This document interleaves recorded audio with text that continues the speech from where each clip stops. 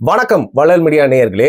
இன்று காலையில எழுந்தோட பாத்தீங்கன்னா ஒரு துயர செய்தி. அதாவது யூட்டா அப்படிங்கிற மாகாணத்துல கம்பேக் டூர் அப்படிங்கிற மாதிரி பாத்தீங்கன்னா ஒரு காலேஜ்ல போய் பேசிட்டு இருக்காரு. சார்லி கிர்க் அப்படிங்கிற ஒரு ரைட் விங் ஆக்டிவிஸ்ட்னு சொல்லலாம். இவரை 31 வயசாகுது இவருக்கு. இவரு ட்ரம்ப் கூட ரொம்ப இணைந்து செயல்படக்கூடிய ஒரு நபராக இருந்திருக்காரு. இவர் பேசக்கூடிய கருத்துக்கெல்லாம் ரொம்ப பொலரைஸா, ரொம்ப பாத்தீங்கன்னா எக்ஸ்ட்ரீமா இருக்கும். அப்படிங்கறதுனால பாத்தீங்கன்னா இவருக்கு எதிர்ப்பாளர்கள் நிறைய இருக்காங்க.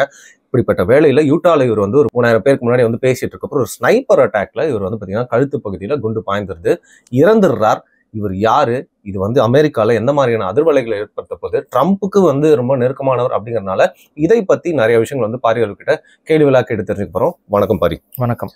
நான் ரொம்ப ஹானஸ்டா இவரை நான் ஃபாலோ பண்ணது இல்லை. நிறைய பேர் நம்ம சப்ஸ்கிரைபர்ஸ்லாம் கீழே கமெண்ட் பண்ணணும் தான் நான் தேடிலாம் நிறைய பார்த்தேன். பட் உங்ககிட்ட கேட்டா நீங்க தொடர்ந்து நிறைய நாள் இவரை ஃபாலோ பண்றீங்கன்னு சொன்னீங்க. யாருங்க இவரு? நீங்கள் சொன்னது போல் ரைட் விங் பொலிட்டீஷியன், ஆக்டிவிஸ்ட்டு, பெரிய ட்ரம்ப் சப்போர்ட்டர். பேசிக்காக இவரை டிஃபைன் பண்ணணும்னா ரொம்ப ஒரு கிறிஸ்துவ பக்தர், இயேசுவின் வழியில் நடப்பவர் அப்படிங்கிறது. கிறிஸ்டியன் நேஷனலிசம் ஃபாலோ பண்றவராமே இவரு. அதுக்கு அந்த டெர்மினாலஜியை உருவாக்கி கொடுக்குறாங்க. பட் அவர் அதை ப்ரோக்ளைம் பண்ணிக்கிட்டாரான்னு தெரியல. அது கிறிஸ்டியன் நேஷனலிசம்னு ஒன்று அவர் பேசுறாருங்கிற மாதிரி. பட் அவர் பேசுனது அமெரிக்கன் நேஷனலிசம் தான். சரி, அமெரிக்கன் நேஷனலிசம் பேசினாரு. அமெரிக்கா இஸ் ஃபார் அமெரிக்கன்ஸுங்கிற அந்த ட்ரம்ப்போடைய ஐடியாலஜி தான் பேசிக்கா அவர் ஃபாலோ பண்றாரு. பட் ஆனால் ஒன் ஆஃப் த இந்த ஜென்ரேஷன்ல இருக்க one of the best debater. ஏன் அப்படி டிபேட்டர்னு அப்படி சொல்றேன்னா, இவர் சும்மா ஒரு காணொலி பேசிட்டு இது பண்ணல. பேசிக்கலி அவர் ஒரு பாட்காஸ்ட் நடத்தினார். ரேடியோ பாட்காஸ்ட் அவர் நடத்த ஆரம்பிச்சாரு. ஆமா, 3-4 வருஷமா அவர் ரொம்ப ஹைப்ல ஃபேமஸ் ஆனாரு. ட்ரம்ப்போடைய வெற்றிக்கு பின்னாடி இவருடைய பங்கும் கணிசமா இருக்கு. அதனாலதான் அந்த பாட்காஸ்ட் மூலமா ட்ரம்ப்போட பங்குக்கு வெற்றி வந்ததுன்னு சொல்லிட்டு நிறைய நியூஸ் பார்த்தேன். இவருக்கு ட்ரம்ப்போடைய வெற்றிக்கு ஒரு பங்கு கண்டிப்பா இவருக்கு உண்டு. இவர் அந்த அளவுக்கு ஃபாலோவர்ஸ் இருக்கிறாங்க, அந்த அளவுக்கு உலகம் முழுக்க எல்லாரும் அவரை பாக்குறாங்க. நானுமே அவருடைய காணொலிகள்ல நிறைய பார்க்க ஒரு சில கருத்துக்கள்ல நமக்கு மாற்று கருத்து இருக்கலாம். ஆனா அவருடைய பாயிண்ட் ஆஃப் வியூல இருந்து சொல்லும் பொழுது அந்த கருத்துக்களை அவர் ரொம்ப வெல் டிஃபைன்டா, ரொம்ப ஸ்ட்ராங்கா அவருடைய பாயிண்ட்ஸ் எடுத்து வைப்பாரு. பேசிக்கலி அவரை அவரோட பாசிட்டிவ் அப்படின்னு பாத்தீங்கன்னா, நல்ல பேச்சாளர், நல்ல திறமையான வாத திறமை அதிகம் கொண்டவர். மாணவர்கள்ட்ட அதிகமா போய், அதுவும் குறிப்பா காலேஜ் மாணவர்கள்ட்ட கொண்டு போய் பேசுறவர். இன்னொன்னு என்னன்னா, எல்ஜிபிடி அஜெண்டாவுக்கு பெரிய அளவு எதிர்ப்பை வெளிப்படுத்தியவருக்கு எதிரானவர். பேசிக்கா நான் ஒண்ணு சொல்றேன், எல்ஜிபிடி அஜெண்டா தனி, வோக் கல்ச்சர் தனி. எல்ஜிபிடி அஜெண்டாவுக்கு பெரிய அளவு எதிர்ப்பை தெரிவிச்சாரு. அதுக்கப்புறம் இந்த டாக்ஸிக் ஃபெமினிசத்துக்கும் பெரிய அளவு எதிர்ப்புகளை தெரிவிச்சவரு. கிறிஸ்துவ மதத்துடைய வழிமுறைகள்ல வாழ்க்கை அமையணுங்கிற அடிப்படையில அதிகமான பிரச்சாரங்களை முன்னெடுத்தவர். அதுக்கப்புறம் அமெரிக்காவுடைய இமிகிரண்ட் ஒர்க்கர்ஸ், இவங்களுடைய அந்த வருகைகள் மூலமா அவங்களுக்கு வரக்கூடிய பிரச்சனைகள் போறது, இது எல்லாத்தையுமே எடுத்து பேசிய நபரு. இன்னும் கொஞ்சம் நெகட்டிவா சொல்லணும் அப்படின்னா, இஸ்லாமா போபியா கொண்ட ஒரு நபரும் கூட. அதாவது இஸ்லாமிய மதத்தை பெரிய அளவு எதிர்த்து பல கருத்துக்களை அவர் பேசியிருக்கிறார். வெறும் இஸ்லாமியர்கள் செய்யற தவறு மட்டும் இல்ல, ஒட்டுமொத்த இஸ்லாமுமே தவறு அப்படிங்கிற பார்வை கொண்டவர். புரியுதுங்களா? ஒரு மதத்தையே தவறா பேசுறவர் தான். அதுக்கு அடுத்து நீங்க பாத்தீங்க அப்படின்னா, இந்த யங்ஸ்டர்ஸ் ரொம்ப இந்த மாதிரி ஃபங்கியா, இந்த ஒரு மாதிரி அவங்களுக்கு தெரியும்ல, நம்ம ஊர் பிள்ளைங்க ரெபல் கல்ச்சர்னு, இதுக்கெல்லாம் பெரிய அளவு எதிரானவர். ஸோ இது டோட்டலா நீங்க ஓரளவுக்கு நீங்க ஓகிசம்ங்கிற அந்த கான்செப்டை கடுமையா எதிர்த்து, இன்ஃபேக்ட் ஓகிசத்தை ஒரு கேலி பொருளாக அமெரிக்காவில் மாத்தியதுக்கு இவரும் ஒரு பங்கு.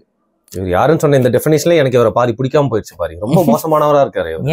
நிறைய விஷயத்த ரொம்ப எதிர்க்கிறாரு. அப்படியே இதெல்லாம் உங்களுக்கு சரிங்கிறீங்களா? இஸ்லாம முழுசா எதிர்க்கிறாருன்னு சொல்றீங்க.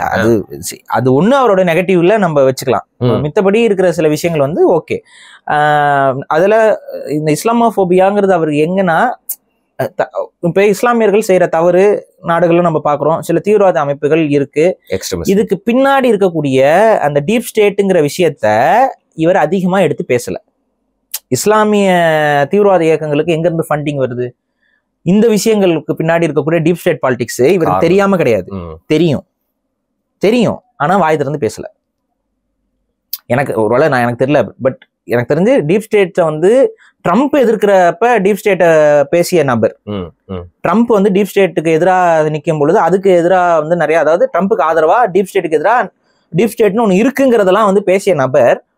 இந்த இஸ்லாம் தீவிரவாதம், அதுக்கு சார்ந்த சில விஷயங்கள், அந்த தீவிரவாத அமைப்புகளுக்கு பின்னாடி இருந்து இருக்கக்கூடிய சிஏஏ ஃபண்டிங், இந்த மாதிரியான விஷயங்கள் இது எல்லாத்தையுமே வந்து பேசாம கடந்து போனவர். ஃபார் எக்ஸாம்பிள் இந்த மூன் லேண்டிங், லொட்டுலோஸ்க்கு, இந்த மாதிரியான, அப்புறம் 9/11 இன்சிடென்ட், இதுக்கு பின்னாடி இருக்கக்கூடிய இன்சைட் ஜாப்ஸ், இதெல்லாம் அவர் பேசல. ஸோ அவருடைய அந்த கான்ட்ரவர்சி எங்கன்னு உங்களுக்கு ஓரளவுக்கு புரிஞ்சிருக்கும்னு நினைக்கிறேன். ஸோ என்னன்னா, அமெரிக்காக்காரன் தப்பே பண்ணாலும் அவன் உத்தமன், ஓகேவா? அமெரிக்காக்காரன் தப்பே பண்ணாலும் அவன் உத்தமன், கிறிஸ்தவன் தப்பே பண்ணாலும் அவன் நல்லவன், முட்டு கொடுப்பாரு. ட்ரம்ப் தப்பு பண்ணாலும் முட்டு கொடுப்பாப்புல, ட்ரம்ப் எது செஞ்சாலும் சரின்னு சொல்லி பேசுவாரு. இந்த மாதிரி விஷயங்கள்ல நம்ம அவர் ஏற்கல. ஆனா அதே சமயத்துல வந்து இந்த அபார்ஷன், இந்த ப்ரீ மேரிட்டல் செக்ஸ், இதுக்கான ப்ரமோஷனு, குழந்தைகளை வந்து இந்த பாலியல் மாற்று அறுவை சிகிச்சைகள், இதுக்கெல்லாம் எதிராக பெரிய அளவில் அவேர்னஸை கொண்டு வந்ததுல அவருடைய பங்கு அளப்பெரியுது. ஸோ என்னை பொறுத்த வரைக்கும் அவர்கிட்ட சில பாசிட்டிவ் நிறையவே இருக்கு, நிறைய பாசிட்டிவ்ஸ் இருக்கு, கொஞ்சம் கொஞ்சம் குறைகளும் இருக்கு. அது நம்ம லைட்டா வெள்ள சங்கி மாதிரி தெரியுறாரு.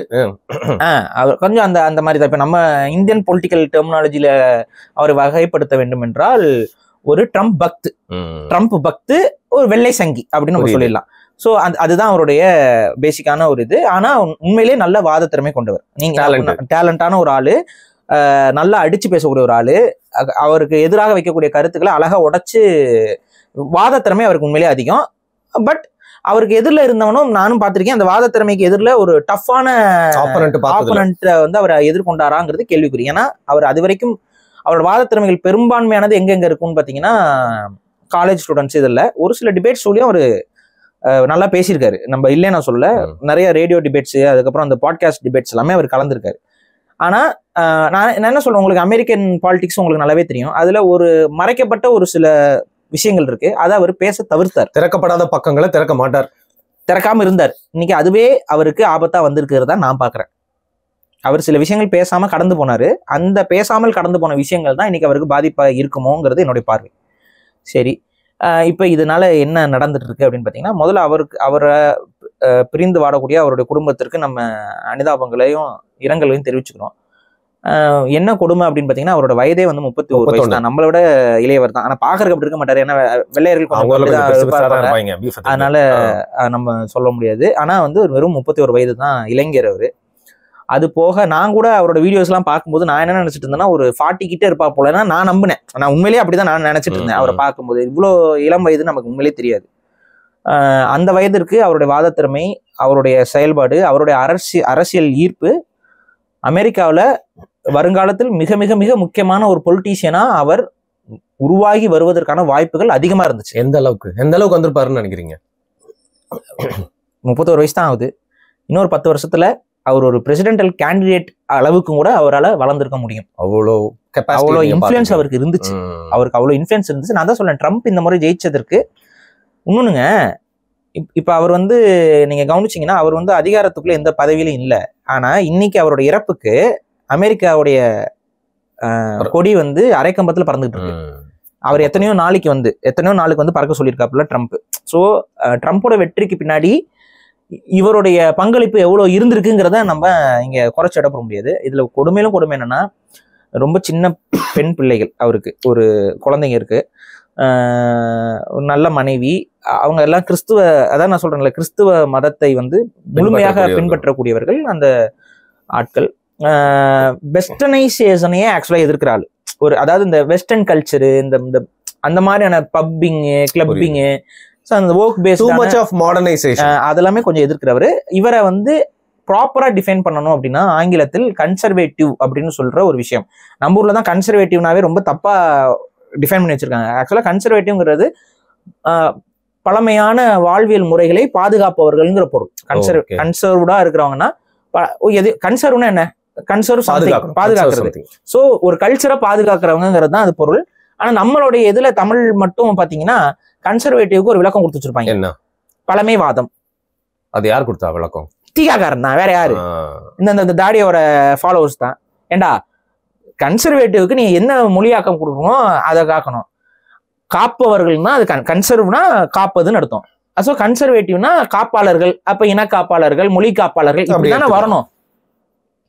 ஆனா பழமைவாதம்னு போட்டு விட்டாங்க. ஏன்னா நம்மளையுமே வந்து என்ன சொல்லுவாங்க, பழமைவாதம் பேசுகிறார் பாரிசாலன், ஃபண்டமெண்டலிஸ்ட் வேற, அடிப்படைவாதிகள் அப்படி மாதிரி ஃபண்டமெண்டலிஸ்ட் வேற, கன்சர்வேட்டிவ்ங்கிறது வேற. இந்த ஒரு லைன் எல்லாம் போடுவாங்க நம்ம. இந்த கன்சர்வேட்டிவ்ங்கிறத வந்து இவங்க என்ன பண்றாங்கன்னா பழமைவாதம்னு தப்பாவே மொழிபெயர்த்து வச்சு அதையே நாம்சாவும் மாத்தி வச்சிருக்கானுங்க. இன்னைக்குமே நீங்க கன்சர்வேட்டிவ் நீங்க நெட்ல தெரிஞ்சீங்கன்னா தமிழ்ல வந்து பழமைவாதம்னு வரும். ஆக்சுவலா அதுக்கு அது உண்மையான மீனிங்கே இல்ல. கூகுள் எழுதி வைக்கிறவனே அயோக்கிய பையலே, நீ திருந்து ஏன் இப்படி பொய்யா மொழியாக்கம் பண்ணி வைக்கிறீங்க? இவங்களோட அஜெண்டாக்கு தகுந்த மாதிரி மொழியாக்கம் பண்ணி இருக்கு. இப்ப யாருமே ஒரு கன்சர்வேட்டிவ் பொலிட்டிஷியன் அப்படின்னு சொல்லும் பொழுது இன்னைக்கு சொல்லிக்க முடியாது. தமிழ்நாட்டுல யாருமே அப்படி சொல்லிக்க முடியாது. ஏன்னா போக்குத்தனம் பழமைவாதம்னு இவங்க வந்து மொழிபெயர்த்து வச்சிருக்கானுங்க அதுக்கு. சரி, இவர் ஒரு கன்சர்வேட்டிவ் ஆக்டிவிஸ்ட் தான். இவருடைய ஐடியாலஜி கன்சர்வேட்டிசம் தான். ஸோ தன்னுடைய பழமையான வாழ்வியல் முறைகள், மதம், தனது நாடு, அதோடைய பொருளாதாரம் இதெல்லாம் பழமைத்தன்மையில் இருக்கணும்னு நினைக்கக்கூடிய ஒரு நபர். அண்ட் ரைட் விங்னு சொல்றாங்களே பாரு. ரைட் விங் தாங்க, முதலாளித்துவத்துக்கு அவர் ஆதரவானவர். அது அமெரிக்க முதலாளிகள் இருக்கணும், அமெரிக்க பெருமுதலாளிகளுக்கு எல்லாம் ஆதரவான ஒரு நிலைப்பாட்டு கொண்டவர் தான். ஸோ இதுதான் இவருடைய டெஃபினிஷன். இப்போ இங்க என்ன பிரச்சனைனா, இவருடைய கருத்துக்கள் பெரிய அளவில் மக்கள் மத்தியில மாற்றத்தை ஏற்படுத்தியது, இவங்களுடைய கருத்தியலுக்கு ஆதரவாக இருந்தது. இப்போ இதுக்கு எதிராக லெப்டிஸ்ட் ஐடியாலஜிஸ்ட்லாம் நிறைய பேர் எதிர்வாதங்கள் வச்சுக்கிட்டு இருந்தாங்க, விவாதங்கள் பண்ணிட்டு இருந்தாங்க. ஆனா இங்க பிரச்சனை என்னன்னு பாத்தீங்கன்னா, இப்ப அவரை வந்து சுட்டு வீழ்த்தி இருக்கிறாங்க. இது ஒரு முறையற்ற போக்கு. இதோட செஞ்சது யாரு அப்படிங்கிறது இனிமேல் விசாரணையில வரும். ஒருத்தனை கைது பண்ணாங்க, இப்ப அவனுக்கு வெளியே விட்டாங்க. அவனை சுடல அப்படின்னு சொல்லி வெளியில விட்டுட்டாங்க. ஒருத்தனை சந்தேகப்பட்டு கைது பண்ணாங்க, அவனும் இல்லை. இப்ப யார் சுட்டாங்கிறது இப்ப வரைக்கும் நம்ம பேசிட்டு இருக்க வரைக்கும் தெரியல. அதுக்கு முன்னாடி ஒருத்தனை கைது பண்ணி வச்சிருந்தாங்க. சரி, ஒருத்தனை கைது பண்ணிட்டாங்கன்னு நினைச்சிட்டு இருந்தேன். கடைசியில பார்த்தா அவனையும் வெளியே விட்டாங்க. அவர் சுடலை அப்படின்னு சொல்லிட்டு வெளியே விட்டாங்க. ஸோ இதுதான் இங்க இப்போதைக்கு இருக்கிற சிச்சுவேஷன். அந்த வீடியோ ரொம்ப ஹாரிஃபிக்கான வீடியோ இணையதளத்துல இருக்கு, நீங்க பாத்துருப்பீங்க கண்டிப்பா. உட்காந்து பேசிட்டு இருக்க டப்புன்னு அவருடைய கழுத்துல குண்டுபட்டு இறந்துருக்காரு. பொண்டாட்டிலாம் அங்கதான் இருந்திருக்காங்க போல. ஆமா, எல்லாம் கண்ணு மாட்டி தான் இறக்குறாப்புல. அது ஒட்டுமொத்த அங்க பேசிட்டு இருக்கப்பலயே சுட்டு வீழ்த்துறாங்க. இதுல இன்னொரு கொடுமையான விஷயம் என்னன்னு பாத்தீங்கன்னா, அமெரிக்காவுடைய கன் கல்ச்சர் இருக்குல்ல, அதுக்கு ஆக்சுவலா ஆதரவா இருந்த நபர். அதுல ஒரு போன ஆண்டு வந்து அவர் ஒரு பேட்டியில பேசும் பொழுது, நீங்க அமெரிக்கர்களுக்கு, அமெரிக்க சிட்டிசன்ஸுக்கு வந்து இப்ப லெப்டிஸ்ட்லாம் என்ன சொல்லுவாங்க அமெரிக்காலன்னு பாத்தீங்கன்னா, சிவிலியன்ஸ் கையில வந்து துப்பாக்கி இருக்கக்கூடாது அப்படிங்கிறது வந்து அவங்களுடைய பாயிண்ட். அமெரிக்கால என்ன சொல்றாங்கன்னா, அதிகமா வயலன்ஸ் வர்றதுக்கு காரணம் துப்பாக்கி எல்லாருக்கிட்டே இருக்கு. ஸோ திருடணும்னு நினைக்கிறவன் துப்பாக்கி எடுத்துக்கொண்டு வந்து சுடுறான், இதை கண்ட்ரோல் பண்ண முடியல. நீங்க வந்து இந்த துப்பாக்கி கல்ச்சரை வந்து கண்ட்ரோல் பண்ணணும் அப்படின்னு சொல்லிட்டு லெப்டிஸ்ட் இதெல்லாம் சொல்லுவாங்க. பட் அமெரிக்காவுடைய ரைட்டிஸ்ட் ஆட்கள் என்னன்னா, ரைட் விங் ஆட்கள் என்ன சொல்லுவாங்கன்னா, அமெரிக்காவுடைய ஃபண்டமெண்டல் ரைட்ஸ்ல ஒரு அமெரிக்கன் தன்னை பாதுகாத்துக் கொள்வதற்கு எந்த எக்ஸ்ட்ரீமுக்கு வேணாலும் போகலாங்கிறது தான் அவங்களுடைய, அதாவது பாதுகாத்துக் கொள்வதற்கு அவனால வெப்பன்ஸ் வச்சுக்க கூடும். ஒருத்தன் தன்னுடைய பாதுகாப்புக்காக வெப்பன்ஸ் வச்சுக்கலாம். இது வந்து அமெரிக்காவுடைய ரைட்ஸா அவங்க பாக்குறாங்க, ஃபண்டமெண்டல் ரைட்டா பாக்குறாங்க. அவங்க கான்ஸ்டியூஷன்ல இது ஒரு இதாகவும் இருக்கு. அப்ப அவங்க என்ன சொல்றாங்க, இந்த ரைட் விங்லாம் துப்பாக்கி வச்சுக்கிறது அவன் உரிமை. இப்ப துப்பாக்கி இல்லைன்னா கிரைம் நடக்காதுன்னு சொல்லிட முடியாது. கிரைம் பண்ணணும்னு நினைக்கிறவன் எப்படி வேணாலும் பண்ணுவான். இப்ப துப்பாக்கி இல்லாத நாடுகள்லயும் கிரைம் ரேட்ஸை பாருங்க, அமெரிக்காவோட கிரைம் ரேட்டை பாருங்க, ஆக்சுவலா கம்மியா தான் இருக்கு. இது அவங்களுடைய வாதம். ஆனா லெப்டிஸ்ட் என்ன சொல்றாங்க, எப்பா நீ துப்பாக்கி இருக்கனாலதான் இந்த கிரைம் நடக்குது, நடக்கிற கிரைம்ல எல்லாம் உயிர் பலி ஆகுதுடா. கொலை பண்ண வரவன் கொலை செய்ய வரவன் கூட துப்பாக்கிங்கும் போது ஈஸியா அது நடந்துருது, கொலையாயிருக்கு, எக்ஸ்ட்ரீமா இருக்கு. அதனால வந்து துப்பாக்கியால சுடப்பட்டு சாகிறவங்க எண்ணிக்கை நீ பாரு. ஸ்கூல்ல எல்லாம் நடக்குமே, ஸ்கூல்ல நடக்கிற இந்த மாஸ் கில்லிங் இந்த மாதிரியான விஷயங்களுக்கு எல்லாம் இது பாரு அப்படிங்கும் போது இவங்க என்ன சொல்றாங்கன்னா, இது ஒரு காரணம்னு சொல்ற. ஆனா நீ துப்பாக்கிகள் அனுமதிக்காத மற்ற நாடுகள்ல பாரு, அங்க இருக்க கிரைம் ரேட்டை பாரு. இப்ப துப்பாக்கி ஒவ்வொருத்த வீட்லயும் துப்பாக்கி இருக்குங்கிறனாலதான் அமெரிக்கால வந்து வீடு பூந்து கொள்ளையெல்லாம் கம்மியா இருக்குன்னு இவங்க சைடு. சரி, சோ இதுக்குள்ள அந்த டிபேட் போய்கிட்டே இருக்கு. இந்த டிபேட்ல ஒரு டிபேட் என்ன சொல்றாருன்னா, நிறைய பேர் சாகுறாங்களே துப்பாக்கியால, அதுக்கு நீங்க என்ன சொல்லுவீங்க அப்படின்னா, இந்த சுதந்திரத்திற்கு அது கொடுக்கப்படக்கூடிய விலை அப்படின்னு இவர் வந்து அதை சொல்லியிருந்தார். அமெரிக்காவுடைய அந்த ரைட்டை பாதுகாக்கிறதுக்கு நம்ம கொடுக்கக்கூடிய ஒரு விலை தான் இந்த மாதிரி சில அப்பாவிகள் அங்கங்க சாகுறதுன்ட்டு. இன்னைக்கு அவருடைய கூற்றுப்படியே இவரும் ஒரு விலையாகி போய்விட்டார் அப்படிங்கிறது, பலியாயிட்டாரு அப்படின்னு. இது வரைக்கும் ஓகே. ஆனா அடுத்த ஒரு லெவல்ல என்ன பண்றாங்கன்னா, அவர் துப்பாக்கி விட்டோன்னா அவர் லெஃப்ட் சைடு சாஞ்சு விழுவார். சரி, சாகும்போது கடைசியா லெஃப்ட் ஆயிட்டாரு அவரு அப்படின்னு சொல்லி லெப்டிஸ்டா மாறிட்டாரு. இப்ப அவர் துப்பாக்கிக்கு சப்போர்ட்டா இருந்தாரு, இப்ப துப்பாக்கி அவர் கொண்டுருச்சு, சோ லெப்டிஸ்டா மாறிட்டாருன்னு சொல்லி அவரோட சாவுல இருந்தாலும் பேடா இருக்கு. அவரோட சாவுல இப்படி எல்லாம் சில வார்த்தைகள். அதுக்கப்புறம் வந்துட்டு சிலர் வந்து லெப்டிஸ்ட் இவர் சாகணும்னு வெயிட் பண்ணேன். இதுல இன்னொன்னு, இந்த ஆம்பளையா இருந்து பொம்பளையா மாறினதுங்க, பொம்பளையா இருந்து ஆம்பளையா மாறினதுங்க, குழந்தைய வந்து சின்ன வயசுலயே அபியூஸ் பண்ணி மாத்தி விட்டதுங்க, இது எல்லாத்துக்கும் கொண்டாடுதுங்க. கொஞ்சம் கூட மனிதாபிமானமும் இல்லாம, ஒரு ஈவு இறக்கம் இல்லாம, வெக்கங்கெட்டு போய் இது ஒரு குரூப். இதுகளுக்கெல்லாம் சந்தோஷம். நம்மளை வந்து அதாவது அந்த ஆள் வந்து ஓப்பன்ல தான் வந்து பேசுறாரு. உன் மேல நியாயம் இருக்குன்னா நீ போய் பேசலாம். அது எந்த விதமான இதுவும் ஒழுங்கா பேசாம போகாம இன்னைக்கு வந்து அவர் சாகடிச்சிட்டீங்கன்னு சந்தோஷப்பட்டு குதிச்சுட்டு இருக்குங்க. இந்த மாதிரியான லெப்டிஸ்ட் தான் நம்ம ஊர் திராவிடம். புரியுதுங்க. இப்ப நம்ம ஊர் திராவிடமோ இப்ப நம்ம எல்லாம் பேசுறோம்ல, நாளைக்கு நமக்கு ஏதாவது அடிபட்டாவோ இல்ல நாளைக்கு நம்மள ரவுடிகள் வந்து அடிச்சாவோ இதுக்கு சந்தோஷம். இப்ப ஒரு சட்டத்துக்கு புறம்பாது நடக்குது, இவங்க பேச்சால எதிர்க்கணும், இதெல்லாம் இவங்களுக்கு தெரியாது. ரவுடிசத்தை கொண்டு வந்து அடிப்பாங்க, ஆபாசமா அடிப்பாங்க. அடி வாங்கினோம்னா உடனே சந்தோஷம் இவங்களுக்கு. அவனை பத்தியா அடிச்சிட்டோம் பத்தியான்னு இருப்பாங்க. அதே புத்தி அங்க இருக்கு. அப்ப இந்த லெப்டிஸ்ட் மைண்ட் செட்ல இருக்க எல்லாமே அயோக்கிய பயலுங்கிறது இதுலயே தெரியுது. இன்னைக்கு சுட்டவனே எவனா இருப்பான்? அதுதான் கேட்கணும்னு நினைச்சேன். நிறைய பேர் வேற வேற ஆட்களா கூட இருக்காமே பாரி. 2-3 சந்தேகங்கள் உருவாகுது. ஒண்ணு வந்து அவர் இஸ்லாமியர்களுக்கு எதிராக நிறைய கருத்துக்கள் பேசியிருக்கனால இஸ்லாமிய இயக்கங்களை ஏதாவது அவர் கொண்டிருக்கும்னு சொல்லி வருது. இன்னொன்னு வந்து லெப்டிஸ்ட் அஜெண்டாக்கு அவர் அதிகமா பேசுறதுனால லெப்டிஸ்ட் அஜெண்டாஸ் வந்து அவர் கொண்டு இருக்கும்னு வருது. மூணாவது வந்து டீப் ஸ்டேட் பாலிடிக்ஸ் சில விஷயங்களுக்கு வந்து இவரை பழி கொடுத்துட்டாங்க அப்படின்னும், அதாவது இவரோட சாவு மூலியமா டீப் ஸ்டேட் பாலிடிக்ஸை பூஸ்ட் பண்ணலாம். ட்ரம்போட பேர் இன்னும் அதிகமா அதுதான் இந்த 3 கருத்துக்களும் இப்ப வரைக்கும் அமெரிக்க ஊடகங்கள்ல பிரதிபலிச்சுக்கிட்டு இருக்கு. ஏன்னா கொலை செய்தவன் இன்னும் கைதாக்கப்படலை. அதனால ஒரு சந்தேகம் இஸ்லாமிய பயங்கரவாதிகள் மீது, இஸ்லாமியர்கள் மீது இல்ல, இஸ்லாமிய பயங்கரவாதிகள் மீது வருது. இன்னொரு சந்தேகம் வந்து லெப்டிஸ்ட் பயங்கரவாதிகள் மீது, அது மாதிரி அவங்களும் வந்து இந்த மாதிரி ஆயுதம் தூக்கி சண்டை போட ஆரம்பிச்சிட்டாங்களாங்கிற ஒரு கேள்வி வருது. இன்னொன்னு டீப் ஸ்டேட்டுங்கிறது இப்ப அமெரிக்காவுக்கு இப்ப நிறைய பிரச்சனைகள் போய்கிட்டு இருக்கு. அந்த பிரச்சனை எல்லாத்தையும் டைவர்ட் பண்ணி அவங்க எதிர்பார்க்கிற திசையில இதை கொண்டு போறதுக்கு இன்சைட் ஜாபா இது நடந்துச்சா ஒரு கேள்வியும் இருக்கு. இதுல பர்டிகுலரா இந்தியாவுக்கு எதிராக வந்து அவர் எடுத்த நடவடிக்கைகள்ல அங்க இருக்கவங்களே நிறைய பேர் அதிருப்தியாளர்கள். அமெரிக்கால வந்து மதிக்கத்தக்க வெள்ளை இனத்தை சேர்ந்தவங்களே வந்து பாத்தீங்கன்னா ட்ரம்ப் எடுத்த இந்த முடிவு வந்து தவறுன்னு சொல்லிட்டு இருக்காங்க. இது மட்டும் நிறைய விஷயம் அவருக்கு எதிர்ப்பா போயிட்டு இருக்கப்போ நீங்க என்ன சொல்றீங்க? இவர் பலியாக்கப்பட்டு இவரோட ரேட்டிங்ஸை பூஸ்ட் பண்றதுக்கும் இது பயன்படுறதுக்கு வாய்ப்பு இருக்கு.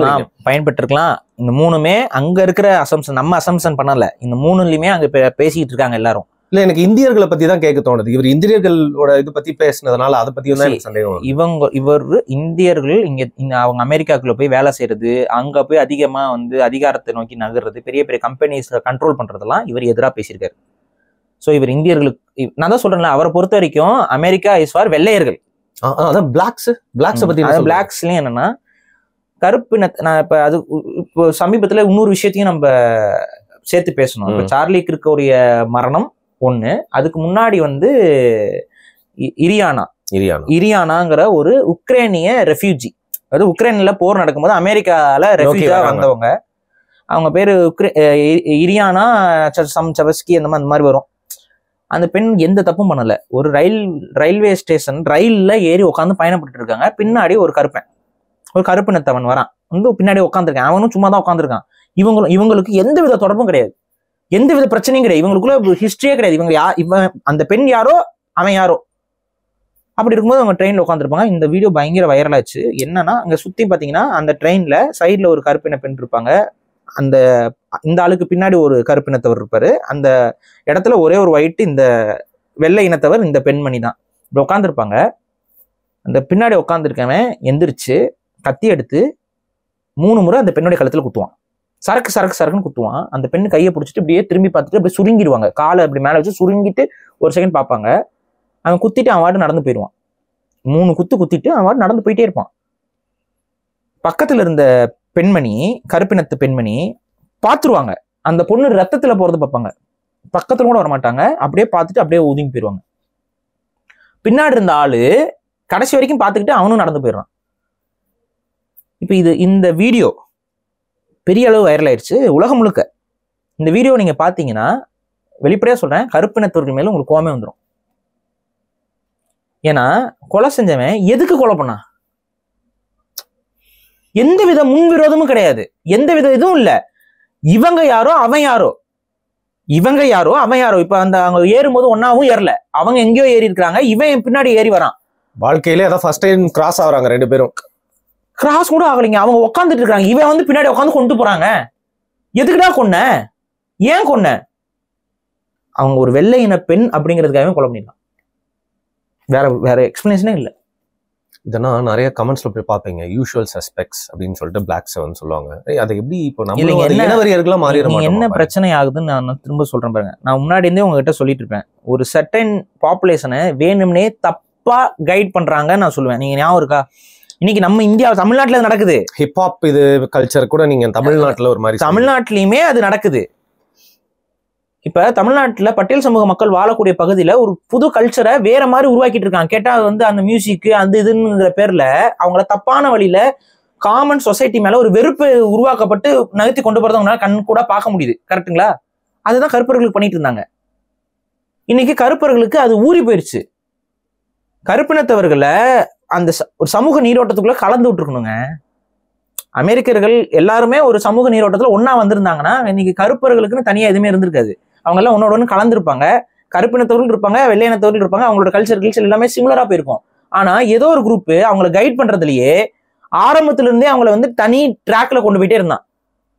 அவங்களுக்கு தனி மியூசிக், அவங்களுக்குன்னு தனி கல்ச்சரு, அவங்களுக்குன்னு தனி கேதரிங்ஸ்.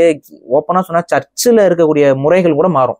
அந்த கொயர்லாம் ஃபுல்லா வெள்ளையர்களுடைய சர்ச்சில் ஒரு மாதிரி நடக்கும், இவங்களோட சர்ச்சில் ஒரு மாதிரி நடக்கும். அண்ட் ஸ்பைக் லீன்னு ஒரு டைரக்டர், அவர் வந்து அந்த பிளாக் மூவிஸ வந்து ப்ரொமோட் பண்ணி அது ஒரு ஜானரா வந்து மாறி இன்னைக்குமே கருப்பர்களுக்குன்னு இருக்க மூவிஸ் தனியா இருக்கும். அந்த மூவிலையும் பாத்தீங்கன்னா அந்த பழைய காலத்து வழிகள் திரும்ப திரும்ப திரும்ப திரும்ப அவங்க மீது சொல்லப்பட்டுக்கிட்டே இருக்கும். அப்ப நீங்க சில விஷயங்கள்ல வந்து வரலாறு முக்கியம், ஆனா அதுக்கான கொடுக்குற தீர்வுங்கிறது அதை விட முக்கியம். வரலாறு முக்கியம், அது கூட நம்ம கொடுக்குற தீர்வுங்கிறது முக்கியம். வரலாற்றில் இருக்கக்கூடிய பகையை எடுத்து சொல்லிட்டீங்க, அந்த பகையை எப்படி தீர்க்கிறது, அதுக்கான தீர்வு என்ன? அப்ப அதை ஒழுங்கா சொல்லாம வரும்போது என்னன்னா அந்த பகை வந்து உருவாக்கப்படுது, வெறுப்பு வந்து விதைக்கப்படுகிறது. டாரண்டினோ கூட தான் எடுத்திருக்காரு ஜங்கோ அன்செயின் படம், அது மாதிரி நிறைய படம் வெள்ளையர்கள் தான் எடுத்திருக்காங்க. தான் நல்ல பேர் எடுத்து சிண்டு முடிகிற வேலை இது. ஸோ இந்த வேலையை வந்து இன்னைக்கு அமெரிக்காலையும் பண்ணிட்டு இருந்தாங்க. வெள்ளையரே வந்து சில படங்கள் எடுப்பாப்புல, அதுல வந்து கருப்பர்களை வந்து பெரிய இதாக காமிச்சு கருப்பர்களுக்கும் வெள்ளையர்களுக்கும் நடந்த சண்டையை வந்து பெரிய பயங்கரமா நடந்தது தான், இல்லைன்னு நம்ம இருக்கல. அடிமை வணிகம்லாம் நடக்கும்போது கருப்பர்கள் எந்த அளவுக்கு அவதிப்பட்டிருப்பாங்கிறது நமக்கு புரியுது, புரியாம கிடையாது. ஆனா அதை வந்து கிராஃபிக்கா காட்டும் போது யங் ஜென்ரேஷன் என்ன ஆகுதுன்னு பாத்தீங்கன்னா பகையை வந்து மனசுக்குள்ள வச்சுக்கிட்டு அதுக்கான தீர்வு என்ன, சரி ஓகே தீர்வு என்ன, அந்த தீர்வு அந்த படங்கள்ல சொல்லப்பட்டதே கிடையாது. புரியுதுங்களா? தீர்வு சொல்லப்படல. அப்ப என்னன்னா அந்த வெறுப்பு பில்ட் ஆகிட்டே இருக்கு. அப்புறம் அவங்க வேற இவங்க வேற. அதுக்கு அடுத்து எஜுகேஷன் லிமிட் ஆகுது. கருப்பர்கள் வாழக்கூடிய பகுதியில எஜுகேஷன் லிமிட் ஆகுது. இதெல்லாம் எப்படி நடந்துச்சு? இது எப்படி நடந்துச்சு? இதுதான் சொல்ல இந்த டீப் ஸ்டேட். அதுக்கு முன்னாடி டீப் ஸ்டேட் இருக்குது. கஞ்சா, அதாவது போதை பழக்கத்துக்கு கருப்பினத்தவர்கள் அங்க அதிகமா அவதிப்பட்டாங்க. இன்னைக்கு இந்தியா தமிழ்நாட்டில் என்ன நடக்குது கொஞ்சம் யோசிங்க. போதை பழக்கம் எந்த சமூகத்திடம் அதிகமாக திணிக்கப்படுகிறது? எல்லாரும் அடிக்கிறாங்க, ஆனா அதோட அடையாளமா வந்து பாத்தீங்கன்னா அதை வெளிப்படையாவே சொல்லிட்டு இருக்கிறதுன்றது கஞ்சா கிசா போதை. இது ஏமே பாடுறான். ஒரு சமூகத்துக்கிட்ட ஒரு தவறான விஷயம் தொடர்ச்சியா விதைக்கப்பட்டுக்கிட்டே இருக்கு. கேட்டா கல்ச்சருங்கிற ஒரு ட்ரெண்டுங்கிற, எப்படி ட்ரெண்ட்? இன்னும் ஒரு ரேப்பரு ஒரு ட்ரெயின்ல போற மாதிரி ஒரு பாட்டு பாடி வச்சிருக்காப்புல, அதுல பாத்தீங்கன்னா ஃபுல்லா இழுக்கிறது, கஞ்சா இழுக்கிறது, இது பண்றது, ஹெராயின் இழுக்கிறது. தமிழ்நாட்டுல தமிழ் ரேப்பர். ஏன் இது எந்த இடத்துல ட்ரக் யூசேஜ் எல்லாம் ஒரு கல்ச்சருக்குள்ள வந்துச்சு? இது அமெரிக்கால நடந்துச்சு. கருப்பினத்தவர்களுக்கு இது நடந்துச்சு. ஓப்பனா சொன்னா அங்க இருந்த பிளாக் கல்ச்சர் தான் இங்க பட்டியல் சமூகத்துக்கிட்ட திணிக்கப்படுகிறது. வேற எந்த சேஞ்ச் இல்லை. மியூசிக்ல, சினிமால அதே கான்செப்ட் அப்படியே கொண்டு வந்து திணிக்கிறான். திணிக்கிறவனும் ஒரே ஆளு தான். நான் சொல்றேன், அதுல இருந்து வெளியில வாங்க. இங்க எல்லாரும் தமிழர்களா ஒருங்கிணைஞ்சா மட்டும்தான் நமக்கு எல்லாத்துக்கும் ஒரு கலாச்சாரம் இருக்கு. தமிழ் கலாச்சாரம், தமிழ் பண்பாடு, தமிழ் வாழ்வியல். அதை விட்டுட்டு அந்த அமெரிக்கால இருக்கிற மாதிரி தப்பா ஒரு கலாச்சாரத்தை உருவாக்குறது. வெளிப்படையா சொல்லணும்னா இந்த நீலம் அசோசியேஷன்ல என்ன பண்ணுது? இல்ல, எனக்கு இதுல ரெண்டு விதமான கருத்து இருக்கு. நீலம் அப்படிங்கிறது வந்து பாத்தீங்கன்னா இப்போ இந்த மாதிரி ஒடுக்கப்பட்ட மக்களுக்கு உண்டான அந்த கல்ச்சரை வெளில கொண்டு வரும். கல்ச்சர்னா நான் இந்த கவுண்டர் கல்ச்சரை சொல்ல, ஓவியமா இருக்கலாம், அவங்களுக்கு கூடுதா இருக்க பேசுறது, அது ஒண்ணு பண்றாங்க. அந்த ஓவியம் ஃபுல்லா இருங்க. அந்த ஓவியம் எல்லாம் நீங்க பாத்திருக்கீங்களா? நீலம் நடத்தின பெயிண்ட் ஷோக்கு போயிருக்கீங்களா? நான் பாத்திருக்கேன். போட்டோகிராஃபி ஷோஸ் நான் பாத்திருக்கேன். என்னத்தை வரைஞ்சு காட்டுறாங்க? நான் என்ன சொல்றேன், அதுல வந்த ரிசல்ட் வந்து நான் சொல்றது முன்னெடுப்பு வந்து கரெக்ட்னு முன்னெடுப்பே தப்புங்கிற. நான் நீ முன்னெடுப்பே நீ பிரிச்சு காட்டணுங்கிற நோக்கத்தோட பண்றேன். நான் ஃபுல்லா சொல்லல பாரி. இப்போ ஒரு அக்ரகாரம் இருந்துச்சு அந்த காலகட்டத்துல, சரி போக கூடாதுன்னு சொல்லி நம்மள எல்லாம் வந்து விரட்டி இருப்பாங்க இல்லையா? அக்ரகாரம் மட்டும் இல்ல, எல்லா சமூகத்திலயும் இருக்கு. ஆமா, அதே மாதிரி ஒரு மாடர்ன் டைம்ஸ்ல ஒரு போலரைசேஷன் உருவாக்குறதுக்கும் அது வாய்ப்பு இருக்கு. நான் ரெண்டு சைடும் யோசிச்சு பார்த்தேன். அதாவது நான் என்ன சொல்றேன்னா, புரிஞ்சுக்கிறீங்கல்ல? நீங்க சொல்றது எனக்கு புரியுது. பட் அவங்க பண்றது தப்புன்னு நான் சொல்றேன். நான் என்ன சொல்றேன்னு பாருங்க. இந்த நீலம் அந்த ஃபண்டிங் இதெல்லாம் நீங்க பாத்தீங்கன்னா அவங்க வந்து பாத்தீங்கன்னா சில போட்டோ ஷோஸ் நடத்துவாங்க, போட்டோகிராஃபிக் ஷோஸ் நடத்துவாங்க. அந்த போட்டோஸ்ல நீங்களே உண்மையிலேயே போய் பாருங்க, எதெல்லாம் இப்படி இருக்கக்கூடாதோ அதெல்லாம் நாம்ஸா மாத்துறாங்க. வறுமையை வந்து நாமா மாத்துறாங்க. வறுமை ஆக்சுவலா இருக்கக்கூடாது, ஒழிக்கப்படணும். ஆனா வறுமை வந்து ட்ரெண்ட் கிடையாது. கேட்டா நாங்க வந்து எங்களோட வழியை நாங்க வந்து போர்ட்ரே பண்ணி காட்டுறோம். இல்ல, நீங்க அதே கல்ச்சரா மாத்துறீங்க. அவங்க வேற மாதிரி வரணும், மாறி வர்றதுக்கு தள்ளாம நீங்க அவங்கள அங்கேயே தள்ளுறீங்க. அப்ப அதை ஒரு ஐடென்டிட்டியா மாத்த பாக்குறீங்க. தப்பு. நிர்வாணம்ங்கிறது வந்து அவங்க கிட்ட திணிக்கிறீங்க. எதுக்கு நிர்வாணத்தை திணிக்கிறீங்க? மற்ற சமூக பெண்கள்லாம் அப்படி பண்றது இல்லையே. ஏன் இங்க வந்து இந்த சமூகத்திட்ட நிர்வாணத்தை கொண்டு வந்து திணிச்சுட்டே இருக்கீங்க? ஏன் நியூடிட்டியை கொண்டு வந்து திணிக்கிறீங்க? ஏன் அதே அஜெண்டா கருப்பின பெண்களுக்கு அது பண்ணாங்கன்னா இல்லையா? கருப்பின பெண்கள் அங்க என்னென்ன வேலைகளில் ஈடுபடுவாங்கன்னு உங்களுக்கு தெரியும். சரி, இங்க மற்ற சமூகத்துல இருக்கக்கூடிய பெண்களுக்கு எல்லாம் வந்து கற்பு அதெல்லாம் பேசும்போது இங்க இருக்க சமூகத்துல இருக்கிற பெண்கள்கிட்ட கற்பெல்லாம் பேசாதன்னு நீ பேசிக்கிட்டு இருக்க. ஏன் பேசக்கூடாதுங்கிற? தமிழ் கல்ச்சர் ஒண்ணு தானே. கற்பொழுக்கத்து, ஒருவனுக்கு ஒருத்தி, இதெல்லாம் தமிழ் கல்ச்சர் தானே. இதுக்கு ஏன் நீ கான்ட்ரடிக்டா அவங்க கிட்ட வேற ஒரு கல்ச்சரை சொல்லிட்டு இருக்க? அதுக்கு எனக்கு பதில் வேணும். ஏன் வேற கல்ச்சர் அங்க போய் சொல்ற? அவங்க கல்ச்சர் இல்லையே அது. அப்படியே பிளாக்ஸ் அங்க என்னென்ன பண்றாங்களோ அதெல்லாம் ரெப்ளிகேட் பண்ணிட்டு இருக்க. செக்ஸ் ஃப்ரீங்கிற, செக்ஸ் வந்து என்ஜாய்மெண்ட்ங்கிற இந்த கான்செப்டை தமிழ் சமூகத்துல வேற எந்த சமூகமாவது பேசுதா? இல்ல, நம்ம இப்ப இதை பேசினாலே பறையர்களை வந்து தமிழ் தேசியத்துக்குள்ள கொண்டு வரது ஒரு தடை நம்மளே வந்து போடுற மாதிரி பண்றாங்களேங்க. அவன் எதிரி நம்ப கூடாது, எதிரி எதிர்க்கப்படணும். ஆனா எதிரி வந்து அவன் வேடம் தட்டிட்டு வந்து உட்காந்துட்டு இருக்கிறான். நீங்க அம்பலப்படுத்தணும், எக்ஸ்போஸ் பண்ணணும் அவங்கள. நாளைக்கு இது ஒரு சமூக இழிவுல கொண்டு வந்து விடுவான் அவன். அதைதான் நான் திரும்ப சொல்லிட்டு இருக்கேன். இந்த நீலம் அசோசியேஷன் இதெல்லாம் முழுக்க கேட்டா அம்பேத்கரை கொண்டு வரும். அம்பேத்கர் இது பண்றேன்னா அம்பேத்கர் என்ன சொன்னாரு? படிக்கணும், நல்லா வாழணும், இதுதானே சொன்னாரு. பொருளாதாரத்தை ஈட்டணும்னு சொன்னாரு. ஆனா நீ என்ன சொல்லிட்டு இருக்க? அம்பேத்கரை பச்சை குத்தும் பணி, அம்பேத்கரை பெயிண்ட் அடி, அடுத்து என்ன பண்ணணும்? அந்த பெயிண்ட்டுக்கு முன்னாடி உட்காந்துக்கிட்டு எதையாவது ஒண்ணு பாடு பண்றாங்களா இல்லையா? அப்ப இதுதான் சரி, ஓகே. இன்னைக்கு எல்லாருமே நல்ல ஒரு வேலைக்கு போகணும், ஒரு நல்ல ஜாபுக்கு போகணும், ஒரு நல்ல மீடியா வேலை, நல்ல ஜாபு, நல்ல ஒரு பெரிய ப்ரொஃபஷனலா மாறணும்னா அதுக்குன்னு ஒரு வே ஆஃப் அட்டையர் இருக்கு. அதுக்குன்னு நம்மளை ப்ரெசென்ட் பண்ணிக்கிறதுக்குன்னு ஒரு ப்ரொஃபைல் இருக்குல்ல. அந்த ப்ரொஃபைல தான் நீலம் பரப்புதா? சொல்லுங்க, நீங்க சொல்லுங்க. அந்த நீலம் குரூப்ல இருக்கவங்களா, அந்த ப்ரொஃபைல்ல பரப்புறவங்களா இருக்காங்களா? ஏன் இதெல்லாம் மாறுதீங்க? நீலத்தை நடத்துற ஆட்கள் அப்படி இல்லை. ஆனா நீலத்தால் உருவாக்கப்படுற ஆட்கள் ஏதோ மாதிரி இருக்காங்க. திருமாவளவனுக்கும் தான் பிறந்தோம். திருமாவளவன் சும்மா டிப்டாப்பா திருமாவளவன் நீட்டா ட்ரெஸ் பண்ணிக்குவாரு. ஆனா எவனோ ஒருத்த மண்டையில சாயம் வச்சுட்டு வந்திருக்கான். அவனை வந்து அவரால் திருத்த முடியலையே. தம்பி இதெல்லாம் பண்ணாதப்பான்னு சொல்லணும்ல. சொன்னாரா? ஏன் சொல்லல? சமீபத்தில் நடந்த அந்த பிரச்சனை கூட எதுவுமே அவர் மறுப்பும் தெரிவிக்கல. ரவுடியில உருவாக்கி வச்சிருக்காருல்ல, ரவுடித்தனம் பண்றாங்கல்ல.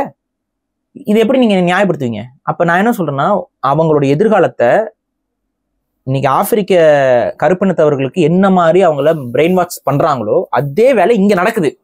இதுல என்ன கொடுமைன்னா, அங்கனாச்சும் வெள்ளையன் கருப்பேன் வெவ்வேறு இனம், அவன் வேற இனம். ஆனா இது ஒரே இனத்துக்குள்ள பண்றானுங்க.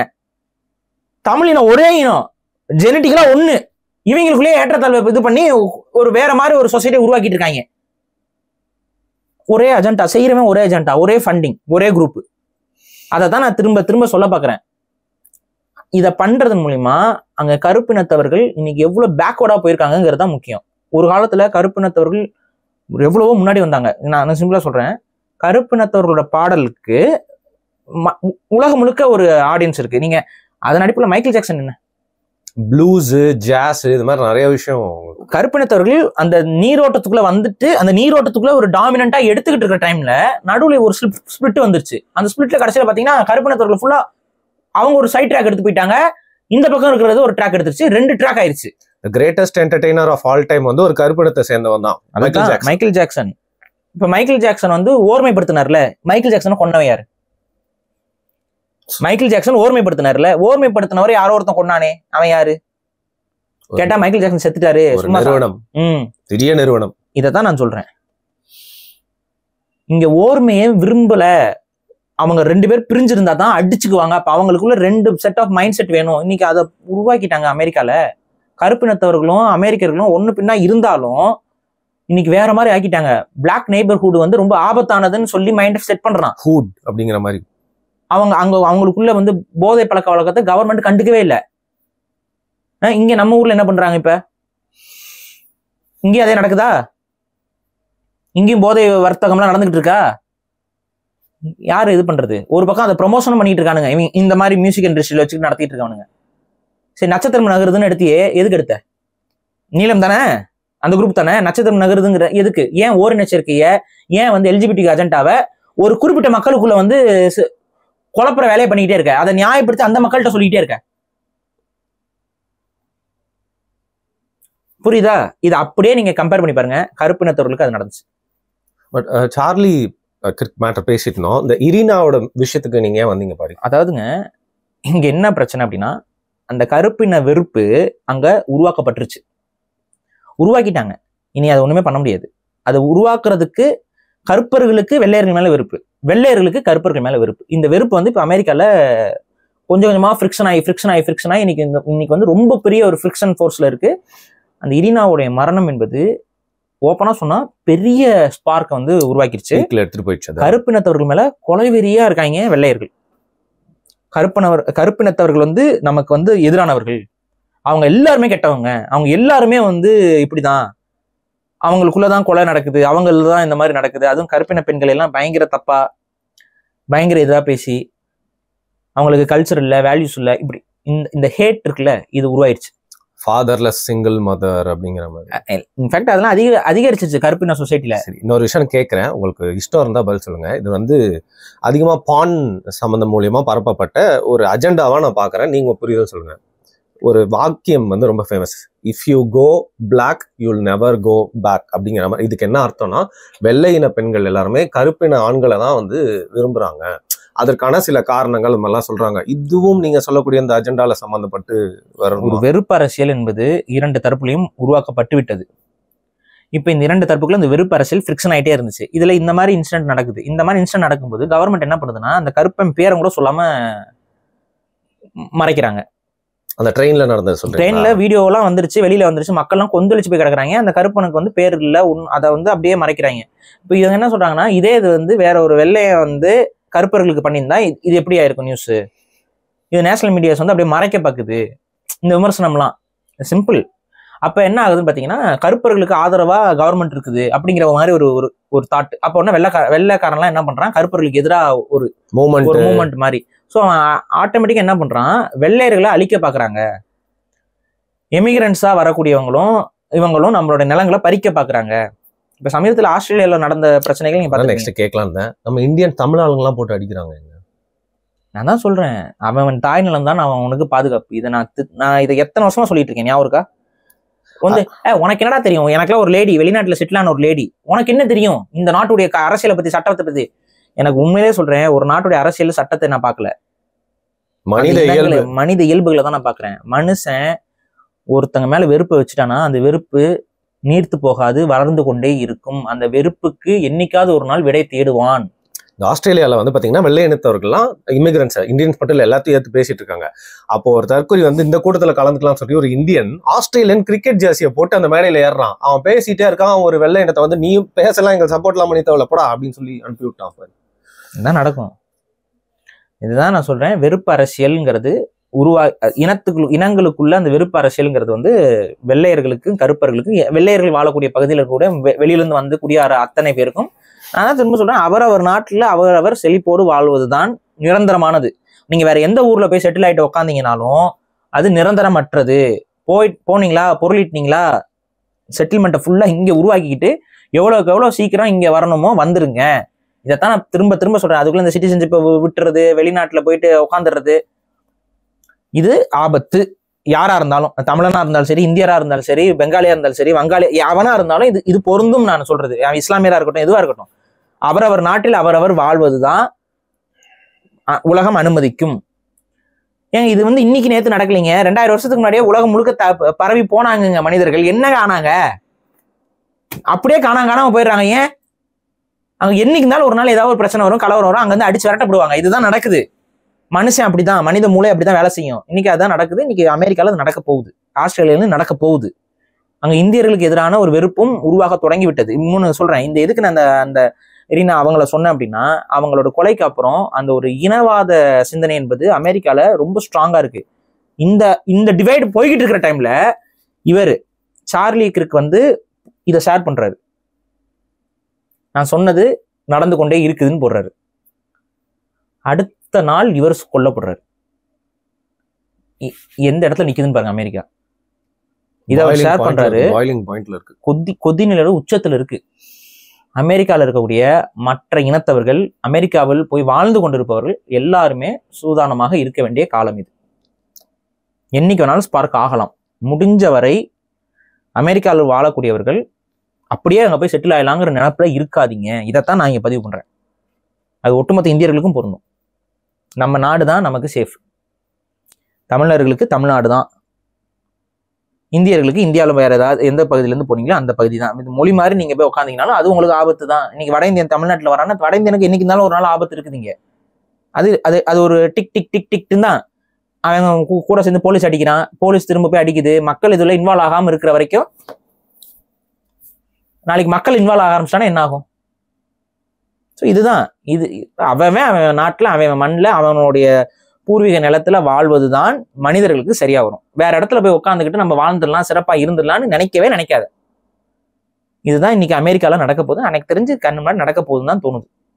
வித்தின் ஃபியூ மந்த்ஸ் ஏதாவது ஒரு பெரிய வயலண்டான விஷயம் அமெரிக்காவில் நடக்கிறதுக்கு வாய்ப்புகள் 100% இருக்கு. அது ட்ரம்ப் அரசாங்கமே ஸ்டிமுலேட் கூட பண்ணி விட்டுறலாம். இப்போ இந்த கொலைக்கு பின்னாடி டீப் ஸ்டேட் இருக்குமாங்கிறதுக்கு காரணமும் இந்த மாதிரி யூகிச்சு சொல்றவங்க தான் சொல்றாங்க. ஏன்னா லைன் பை லைனா அந்த இன்சிடென்ட்ஸ் வந்து 1 by 1 வந்துகிட்டே இருக்கு. ஸோ அங்க இருக்கிறவங்க ரொம்ப கேர்ஃபுல்லா இருங்க. இதுதான் நம்ம சொல்றோம். இப்போ பழைய காலத்துல 70கள் 80கள் எல்லாம் இருக்காங்கன்னா, அவங்க இந்த மாதிரி ஆக்டிவிஸ்ட்லாம் வந்துட்டு செத்து போயிட்டாங்கன்னா அவங்களோட ஸ்பீச் ஏதாவது 1 2 இருக்கும், அவங்களோட புக்ஸ் மூலியமா தெரிஞ்சுப்போம். இவர் வந்து பாத்தீங்கன்னா இன்டர்நெட்ல வந்து தன்னோட கருத்துக்களை பதிச்சுட்டு போயிட்டாரு. ஸோ இவர் இறந்துட்டாருன்னொன்னே இந்த கருத்துக்கள் வந்து பன்மடங்கு உடனே வளரத்துக்கு வாய்ப்பு இருக்குல்ல பாரு. அவர் அந்த இருந்த காலகட்டத்திலே அவரோட கருத்துக்கள் பெரிய அளவு பேசப்பட்டு நிறைய பகிரப்பட்ட ஒரு ஆளு தான். இன்னைக்கும் இணையதளத்துல அவருடைய பேச்சுக்கள் எல்லாமே குமிஞ்சு கிடக்குது. அதுல ஒரு சிலது நான் ஏற்கிறேன். ஃபார் எக்ஸாம்பிள் இந்த அபார்ஷனுக்கு எதிராலாம் பேசுறதெல்லாம் அவர் உண்மையிலேயே நல்லா அவர் பேசிப்பார். நம்மளும் ஒரு விஷயத்த போன வீடியோல ஒன்று சொன்னோம், அதை வந்து தப்பா புரிஞ்சுக்கிட்டு உட்காந்துட்டு இருந்தாங்க.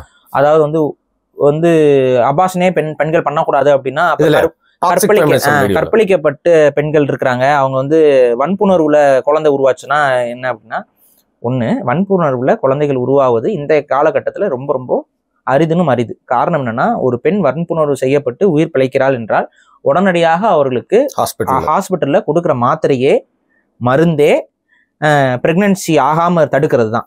தெரியாது, இது நிறைய பேருக்கு தெரியாம இருக்கு. ஸோ அதுல வன்புணர்வுல பெண்கள் கருத்தரிக்கிறதுலாம் அது ஆதி காலத்துல நடந்திருக்கலாம். இன்னைக்கு வந்து rarest of the rarest event தான். அன்லஸ் அன்டில் அந்த பெண் வந்து தன்னுடைய கர்ப்பத்தை பற்றி பெற்றோர்களிடம் சொல்லாமல் இருந்தால்தான் அது வந்து அது நடக்கும். பட் அந்த ஒன்ஸ் அது ஃபைல் ஆகுது பண்ணுதுன்னா அவங்க சுலபமா அந்த கருவை வந்து உருவாகிறதுக்கு முன்னாடியே ரேப் ஆயிருக்காங்க அப்படின்னா ஒரே நாள்ல கருவாயிராது. ஸோ அதுக்கு முன்னாடியே அவங்க வந்து அது கரு ஆகாம இருக்கிறது தடுக்கிறதுக்கான மாத்திரையை கொடுத்துருவாங்க. ஃபர்ஸ்ட் மெடிக்கேஷனே அதுதான். ஸோ இதை முதல்ல புரிஞ்சுக்கோங்க. ஒன்று. ரெண்டாவது என்னன்னா, ஒரு குழந்தை கரு உருவாகுது, அந்த குழந்தைக்கு வந்து ஒரு டிஃபெக்ட் இருக்குன்னு கண்டுபிடிக்கிறாங்க. இப்போ அந்த டிஃபெக்டோடய அந்த குழந்தைய பெத்தெடுக்கணுமா அப்படின்னா அதையும் நம்ம வந்து முன்னாடியே அபார்ஷனை பத்தி நம்ம தெளிவா சொல்லியிருக்கிறோம். அந்த குழந்தைனால வெளியில வந்து சர்வே ஆக முடியாது, அந்த குழந்தைனால கஷ்டப்படுங்கிறது ஒரு பெற்றோருக்கு தெரியுதுங்கிற பட்சத்துல அவங்க கருணை கொலையாக அந்த குழந்தையோடைய இதை எடுக்கலாம். அது கருணை கொலைங்கிற கான்செப்ட்ல தான் வரும். மற்றபடி ஒரு ஆரோக்கியமான குழந்தைய நம்ம வந்து அழிப்பது, அதுவும் நம்மளுடைய சுய இன்பத்திற்காக, நம்மளுடைய கேர்லெஸ்னஸ்க்காக பண்றது தவறு. இன்னொன்னு, சில கணவன்களுடைய அஜாக்கிரதையால பெண்கள் கருத்தரித்து விடுகிறார்கள் அப்படிங்கிற ஒரு ஸ்டேட்மெண்ட்டை கொடுத்துருந்தாங்க. கணவனுடைய அஜாக்கிரதையெல்லாம் கிடையாது. கணவன் மனைவி 2 பேரும் சேர்ந்துதான் ஒரு இதுல ஈடுபடுறீங்க. கணவனோட அஜாக்கிரதை அப்படின்னு சொல்லி கணவன் மேல மட்டும் இதுல பழிய போடுறது 2 பேருமே பொறுப்பேற்றுக்கணும். ஸோ இது வந்து அது ஒரு இன்வாலிடான ஒரு வாதம். என்னை பொறுத்த வரைக்கும் முறைகேடாக பெண்கள் வந்து வாழ்ந்துவிட்டு அதற்கு ஒரு விஷயமாக குழந்தை கருவாகுது அப்படின்னா அதை நான் கொண்டுடலாம் அப்படின்னு நினைக்கிற போக்கு இருக்கு பாருங்க, அதுக்கு எதிரானவன் நான். ஒரு அபார்ஷன் அப்படிங்கிறது என்னுடைய ஃபண்டமெண்டல் ரைட்னு பெண்கள் பேசுறாங்க பாருங்க, அதுக்கு நான் எதிரானவன். ஒரு முறை தவறி ஒரு குழந்தை உருவாக்கப்படுகிறது அப்படின்னா அந்த இடத்துல அபார்ஷன் வந்து ஒரு ஆப்ஷனா வைக்கலாம். அந்த குழந்தையோட எதிர்காலத்துக்கு மனசுல வச்சே சில நேரங்கள்ல வந்து குடும்ப உறவுகளுக்குள்ளேயே சில மாதிரி இருந்ததெல்லாம் இருக்கும். கோர்ட்டே வந்து அதுக்கெல்லாம் அபார்ஷன் பண்றது. ஸோ அது வந்துட்டுன்னா அது முறை தவறி அந்த குழந்தை பிறக்கும் பொழுது அந்த குழந்தையுடைய ஒட்டுமொத்த எக்ஸிஸ்டன்ஸுமே வந்து பெரிய அளவு கேள்விக்குறியா போகும். நாளைக்கு அந்த குழந்தைக்கு ஒரு வாழ்க்கையுமே கேள்விக்குறியாகும். பெரிய அளவு ஜெனட்டிக்கல் இஷ்யூஸ் இதெல்லாமே இருக்கு அந்த குழந்தைக்கு. ஸோ இதெல்லாம் மனசுல வச்சு அந்த மாதிரி முறைகேடான இதில் இருக்கும்பொழுது கோர்ட்டே வந்து அபார்ஷனை வந்து ரெக்கமெண்ட் பண்ணியிருக்கு. அது இல்லாமல் அது ஒரு செக்ஸுவல் அபியூஸ் அப்படிங்கிற விஷயத்துக்குள்ள அது வரும். அப்போ அந்த செக்ஸுவல் அபியூஸுங்கிற விஷயத்துக்குள்ள வரதையும் நம்ம வந்து சொல்கிறோம். இதை முதல்ல புரிஞ்சுக்கோங்க. இன்ஃபேக்ட் நம்மளோட இதே கருத்து தான் சார்லி க்ரூக்குடைய கருத்தும் இந்த விஷயத்துல அவரும் இதையே அட்வர்டைஸ் பண்றவர் தான். இதை அதிகமாக ஸ்டூடெண்ட்ஸ் கிட்ட எல்லாம் போய் சொன்னவர் தான். குழந்தை பாக்கியம் என்பது வரமே, அது சாபம் அல்ல. ஆனா சும்மா இன்னைக்கு அங்கெல்லாம் வந்து ரொம்ப அதிகம். இங்கேயும் நம்ம ஊர்ல இப்ப அது அதிகரிச்சுட்டு வருது. அங்க யூஎஸ்ல உங்களுக்கே தெரியும், பெண்கள் அபார்ஷன் பண்றதுங்கிறது வந்து ரொம்ப கஷ்டம், ரொம்ப அதிகம். ஐ மீன் லைக் அதுக்கு இது பண்ணுவாங்க, ரூல்ஸ் படி ரொம்ப கஷ்டம். அது இல்லைங்க, உங்களுக்கு ரூல்ஸ் படி அபார்ஷன் வந்து அலௌடு. ஒரு சில மாகாணங்கள்ல தான் அதுக்கு வந்து தடை, கன்சர்வேட்டிவா இருக்க. கலிபோர்னியாலாம் எவ்வளவு வேணாலும், டெக்சாஸ்ல இல்ல மாதிரி, ஃப்ளோரிடா இந்த பகுதிகள் எல்லாம் வந்துட்டு உங்களுக்கு டக்குன்னுலாம் போய் பண்ணிட முடியாது. அதுக்கு ப்ராப்பரா வரணும், 2 பேரும் வரணும், இந்த மாதிரிலாம் சில விஷயங்கள்லாம் இருக்கு. ஆனா 2 பேர் கையெழுத்து போட்டா பண்ணிடலாம். பட் இவங்கெல்லாம் வந்து அப்படி பண்ணக்கூடாதுங்கிறதுலேயே கான்செப்ட்ல இருக்கிறாங்க. ஏன்னா நீ ஒழுங்கா வாழு, நீ கேர்ஃபுல்லா இரு, நீ உன்னோட சைட்ல நீ கேர்ஃபுல்லா இருக்கணும். அதை விட்டுட்டு நீ எல்லாம் தப்பும் பண்ணுவேன், தப்புக்கு ஒரு இதா வரும்பொழுது அந்த குழந்தைய நான் 3வது குழந்தைய கொல்லுவேன் அப்படிங்கும்போது அது இது வந்து தவறு. ஹியூமன் லைஃப்ங்கிறது அந்த ஹார்ட் பீட் ஸ்டார்ட் ஆயிடுச்சுன்னா அது ஒரு உயிர், அப்படிதான் நம்ம பார்க்கணும் அப்படிங்கிறது இவருடைய ஸ்டேட்மெண்ட். ரைட். ஸோ எங்கேயோ நடக்கிற விஷயத்துல நீங்க என்ன எடுத்து பேசுவீங்க நிறைய பேர் வந்து கேட்பாங்க. ஆனா எங்கேயோ நடந்த விஷயத்துல எவ்வளவு விஷயம் கத்திருக்கோம், எவ்வளவு விஷயம் யோசிக்க வச்சிருக்குன்னு தான் நான் பாக்குறேன். அவருடைய இறப்பு நம்ம ஏற்றுக்கொள்ள முடியாதது. அதுக்கு அந்த இறப்புக்கு நியாயம் நிச்சயம் கிடைக்கணும். கொன்னவனை உடனடியா அவங்க பிடிக்கணும். 2வது, இவரை கொல்வதன் மூலமாக அடுத்த கட்ட அரசியலை நகர்த்துவதற்கு டீப் ஸ்டேட் வேலை செய்துங்கிறதுலயும் எனக்கு மாற்று கருத்து இல்லை. ஏன்னா ஒரு ஸ்னைப்பரு இப்படி ஸ்னைப்பர் குண்டு தான், ஸ்னைப்பர்லாம் அடிச்சிருக்காங்க. இப்போ வரைக்கும் அவரை கண்டுபிடிக்கல அப்படிங்கிறதுலாம் சம்திங் ஃபிஷி அப்படிங்கிறத நான் இங்க பதிவு பண்றேன். ஸோ இதுக்கு முன்னாடி டீப் ஸ்டேட் கண்டிப்பா இருக்கு. டீப் ஸ்டேட் ஒரு விஷயத்துல இப்படி இறங்குது அப்படின்னா அடுத்த ஒரு அஜெண்டா அவங்ககிட்ட இருக்கும். அந்த அஜெண்டாங்கிறது ஒரு கலவரமா இருக்கலாம். அமெரிக்காவில் ஒரு பெரிய கலவரத்தை அவர்கள் திட்டமிடலாம். அந்த கலவரம் வந்தது என்றால் வெள்ளையர்கள் தவிர்த்த மற்ற அனைத்து அமெரிக்கர்களுக்கும் அது ஆபத்தான் போய் முடியும். கருப்பர்களுக்கும் உள்ளடக்கியே சொல்றேன், கருப்பர்களுக்கும் அது ஆபத்தா போய் முடியும். கருப்பர்கள், சீனர்கள், இந்தியர்கள், பாகிஸ்தானிஸ், இவங்க யாரெல்லாம் அங்க இருக்கீங்களோ அவங்க அத்தனை பேருக்குமே அது ஒரு ஆபத்து காத்திருக்கு. இதுதான் என்னுடைய பார்வை. ரைட். ஓகே. நிறைய பேர் நினைச்சுக்கலாம் என்னடா நேபாள் இஷ்யூ பத்தி பேசல அப்படின்னு சொல்லிட்டு. நாளைக்கு தொடர்ந்து வந்து பாத்தீங்கன்னா நம்மளுக்கு நேபாள் இஷ்யூ பத்தி வள்ளல் மீடியால பேசுவோம். பார்த்துட்டு இருக்கவங்க சப்ஸ்கிரைப் பண்ணாம இருந்தீங்கன்னா மறக்காம சப்ஸ்கிரைப் பண்றேங்க. திருப்பி நாளைக்கு நேபாள் இஷ்யூ பத்தி பேசுற காணொலியில சந்திக்கலாம். மிக நன்றி. நன்றி.